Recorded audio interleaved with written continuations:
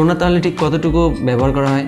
দেখুন, সোনা খুবই অল্প পরিমাণে ব্যবহার করা হয়। জাস্ট দেয়ালে যেরকমভাবে আপনি রং করেন সেম একইভাবেই সেখানে হার্ডওয়্যারের কানেকশনগুলো বা অনেক ক্ষেত্রে এইভাবে সোনা ব্যবহার করা হয়। আমরা অনেক আগে যে প্রসেসরগুলো দেখতাম, অনেক আগের যে প্রসেসরগুলো, সেগুলোতে যে পিন থাকতো সেগুলো কিন্তু হতো সোনার, অর্থাৎ প্রসেসরের সাথে যে আমরা পিন দেখতে পাই পেছনে অনেক, এগুলো থাকতো সোনার। সেই সোনাগুলো হতো মেবি 18 ক্যারেট এরকম কিছু। যদি আপনার যদি স্মার্টফোন নষ্ট হয় তাহলে আপনি কালেক্ট করতে পারবেন। তবে মনে রাখবেন সেখানে যে অ্যাসিডগুলো লাগবে, অর্থাৎ যে কেমিক্যালগুলো লাগবে সোনা গলিয়ে বের করতে আপনার হার্ডওয়্যার থেকে বা র্যাম থেকে, প্রসেসর থেকে, যেখান থেকে হোক, এমনকি টিভি রিমোটেও, অনেক টিভি রিমোটেও কিন্তু থাকে। তো সেখান থেকে যে কেমিক্যালগুলো আপনার প্রয়োজন হবে সোনা বের করার জন্য, সেগুলোর দাম কিন্তু অনেক। তাই একটা মোবাইল দিয়ে আপনি অবশ্যই পারবেন না। আর এরকম বাংলাদেশে হয় কিনা আমি সঠিক জানি না, বাট বিদেশে অনেক কান্ট্রিতেই এরকম হয় যে অনেক ফোন কিনে বা অনেক ডিভাইস কিনে তারা হচ্ছে সেখান থেকে সোনা বের করে এবং সেটা বিক্রি করে। এখন ভাই বড় বড় কান্ট্রিতে ভাই মেশিন আছে তাদের, আরো আদার্স ওয়েতে বের করে, তো এক্ষেত্রে ইনকাম তো হয় তাদের। বাট আমরা এটুকু শিওর